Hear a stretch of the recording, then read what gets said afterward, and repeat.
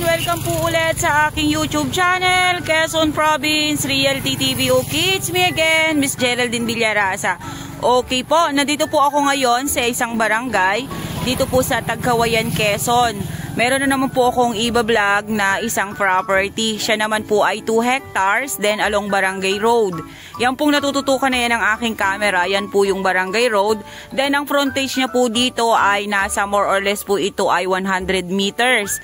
Then mula naman po sa town proper ng Tagkawayan, Quezon, 1 kilometers lang po ang layo niya. Okay po, tara po at papasukin natin ang 2 hectares ng Tagkawayan, Quezon. Okay po, ayan po ang frontage. Yan pong naiikutan na yan ng aking camera. Ayan po, pupuntahan po natin yung loob ng property. Ayan, ito po ang start ng area. Then, ayan po siya. Makikita po natin dito sa bungad pa lang, napakarami po niyang kalamansi. Ayan po siya, oh. Konting recover lang po niyan. Mamumunga na po ulit yan ng maganda. Then ang mga nyug naman po, makikita niyo rin po sa video na mga takaran din po siya, kasagsagan pong namumunga. Ano po? Okay. About naman po sa electricity, ayan, makikita po ninyo, meron po ditong kable po ng kuryente. Then ayan, may fruit bearings na po tayo, santol. Then eto po, may bakod po ito dyan sa gilid na yan. Medyo po yung lupa ay patagilid or pa-slope yung pong property. Ano po? Ayan. Madalas naman pong binabanggit ko sa inyo na maganda po yung talibis na property kasi pag tayo po ay nagtanim dito sa ibabaw, ang tubig po ay bumabagsak po pababa kaya hindi po mabubulok ang ating mga pananim. Then ayun po, may guyabano na po dun sa side na yun. Then ayan po, napakarami po niya talagang kalamansian dito sa gilid na to ng kalsada. Sa ngayon po, may pangilan-ngilan po siyang bunga ng kalamansi. Ayan. Then konting linis lang po yan. Okay na po ulit ang mga kalamansing yan. Kumbaga po, naaagaw lang po kasi ng mga damo. Kaya medyo ganyan po ang itsura ng kalamansi nila. Yan nga po, sabi ko nga po sa inyo, konting recover lang po yan. Okay na po ulit yan. Then, ayan, ang property po ay may bahay dito. Ayan po siya. Napakaganda po ng bahay kubo niya. Meron na po siyang ilaw dito sa loob mismo ng property. Ayan, ito po ay patalibis. Ito pong side na to. Ayan, then, yung mga manggang yun kasama pa. Ilang punong mangga to? Napakaraming punong mga mangga, no? Ayun po, yung side pong yon, may mga mangga po doon na nakatanim. Hindi ko lang po siya mabilang kung ilang peraso. Kasama pa rin po siya sa 2 hectares. Ano po? Ayan. Basta po, sabi ko po sa inyo, ang property po ay medyo po siya talibis. Then, ito po yung bahay niya. Pupunta po muna tayo doon sa may bandang likod para po masilip natin. Ano po? Konkreto po yung bahay ni seller dito. Ayan. Ang ganda po niya. Kumbaga po sa makakabili po nito, ayan, may bahay na po tayo dito sa loob ng area. Then ayan, napakarami pong kalamansi. Then ito po batino, itong side na to. Then ito ay santol, malaking puno po ng santol. Ayan, napakaganda po ng pagkakagawa ng bahay niya. Okay. Ito pa rin po yung likod. Ayan, kalamansi pa rin po siya. Ang mga nandito. Ayan, medyo magaganda po yung puno ng kalamansi dito sa likod. Then, ang mga nyog, ayan po, medyo po siya ay hindi pa po siya namumunga itong mga nandito sa side na to. Ayan, ito po ang CR niya. Ito pong kabilang to. Then, ito po yung sa tagiliran ng bahay. Ayan.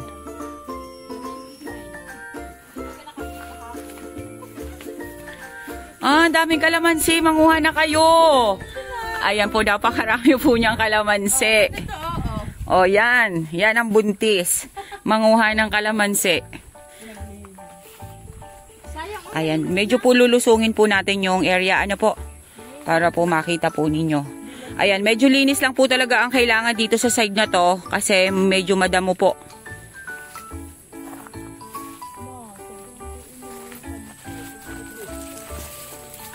Okay. Ayan po siya. Maliliit pa po yung nyug niya dito sa kabilang side na to. Ayan po ang property pa.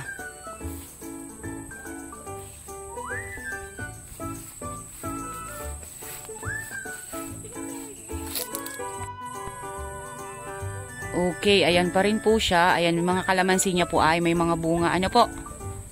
Ayan, pero pag ito po ay talagang naging maayos po yung kumbaga nalinisan po yan, ano po ulit siya, yayabong po ulit yung mga kalamansi na yan. Ayan, may makikita po tayong mga maliliit na nyog. Yun nga lang po masasabi ko po sa inyo, yung mga nyog ay talagang hindi pa po talaga siya namumunga katulad po nung iba. Ano po, mga naupo pa lang po siya. Ang kagandahan lang po nitong property na to, kasi nga po along Barangay Road, tas 1 kilometers lang po ang layo niya doon sa town proper po ng Tagkawayan, Quezon. Kaya napakalapit po nito sa bayan. Ayan. Then pupunta po tayo dun sa side na yon. Ayun, may bahay-bahay pa po doon. Yun po ay kambingan dati. Ayan. Medyo po talaga siya ay patagilid po yung area. Ano po? Malaki rin po ang 2 hectares sa totoo lang. Ayan. Ito po, may batino po dyan sa side na yan.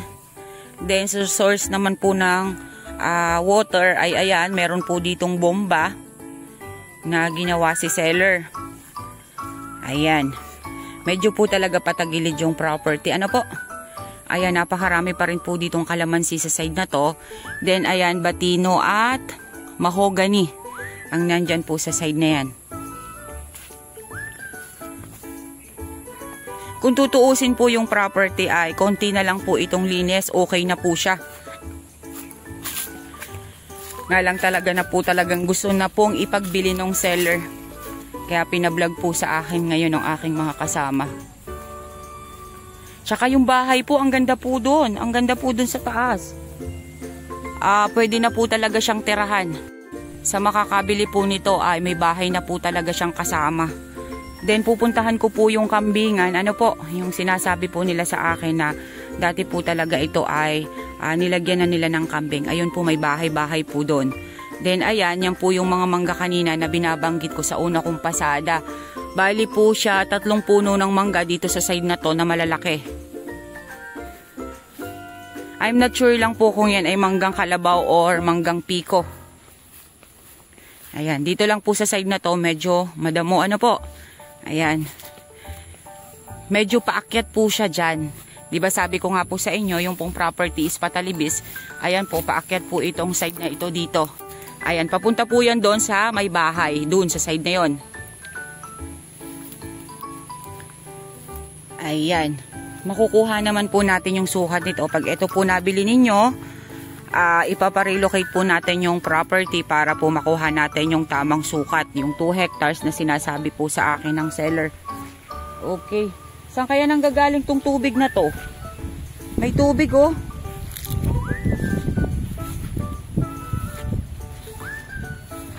Titingnan ko po yung sa may kambingan. Ano po? Ayan, medyo po may sarimamaw. Ibig sabihin po, sabi ko lang may tubig-tubig. Hindi ko po alam kung saan po nang gagaling. Ano po? Ayan, meron po siyang maliit na sapa dito sa loob ng area.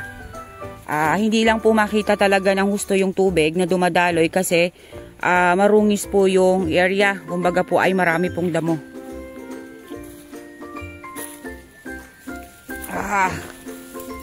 Rico. Okay. Ayan po, may mga kalamansi pa rin po dito sa side na to. Okay, ito po yung kambingan na sinasabi sa akin ng aking mga kasama. Ayan po siya. Magyayapak na nga po ako at ang hirap po ng madulas ang tsinelas. Ayan, ito po yung kambingan na sinasabi nila sa akin. Kasi dati po ay lagay talaga sila ng kambing dito sa area. Ayan, ito pong side na to, medyo po talibis pa rin. Then ayan, hanggang dyan po yan sa side na yan. Then ayan po yung sinasabi ko sa inyo, yung pong sapa kanina dyan, papunta po siya doon. Ayan, napakadumi lang po dito sa side na to. Aha! Napakaganda po nitong manukan. Kumbaga po yung ikukonsume lang po na manok, yung paitlugen. Ang ganda po dito sa lugar na to. Ayan, yung mga nyug po niya talaga ay hindi po ganun kadami. Ano po, na yung mga namumunga. Talagang siya po ay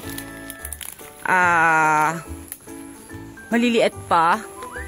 Then ayan po, nakakongkreto po talaga yung bahay po ng kambing. Meron po talaga silang poste. Ginastusan po talaga nila yung poste nung kulungan ng kambing. Ano po? Then ayan, etong side na to, medyo po talaga siya linisin. Napakarami po nung kalamansi na tanim nila dito. Ayan, then ayun po yung bahay. Andun po sa taas. Andito po kasi ako ngayon sa baba. Then ayun po yung bahay, oh. Doon po yan mismo sa gilid ng kalsada. Ayan po mismo ang property, ma'am sir. Ayan po siya, oh. Then itong side na to, ito nga po yung sabi ko sa inyo na marungis or marami po siyang damo. Kunting linis lang naman po nito, makikita nyo na po yung kagandahan ng area. Ano po? Ayan.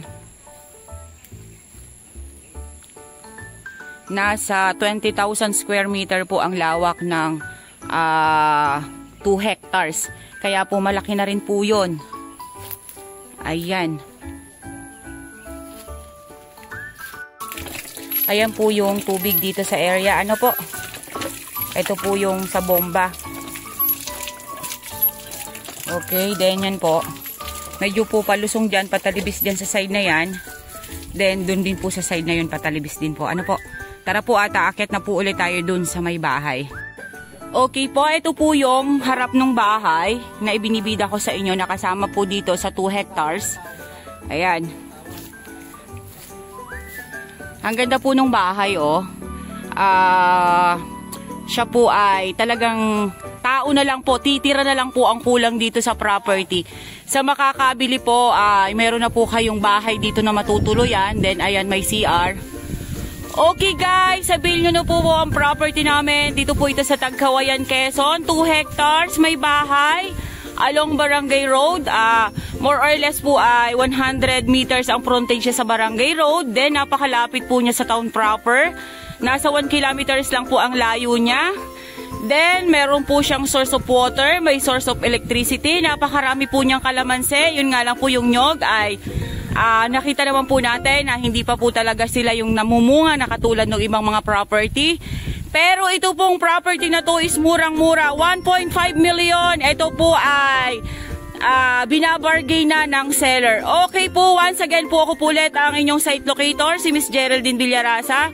Muli po ako maglalambing, palike and share po ng aking mga vlog and pasubscribe na rin po ng aking YouTube channel, Quezon Province Realty TV. Okay po, thank you po for watching!